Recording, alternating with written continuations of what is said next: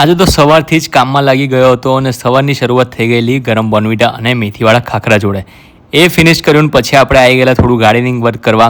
બધા કુંડાઓ અને થોડી માટી હતી અને થોડું ખોદકામ કર્યું અને પછી આપણે લઈને આવી ગયા હતા માર્કેટથી 5 કિલોની કમ્પોસ્ટ ખાતરની બેગ. તો બધું જ ખાતર આપણે થોડું થોડું લીધું અને બધા ઝાડ કુંડાઓની અંદર એને નાખી દીધું.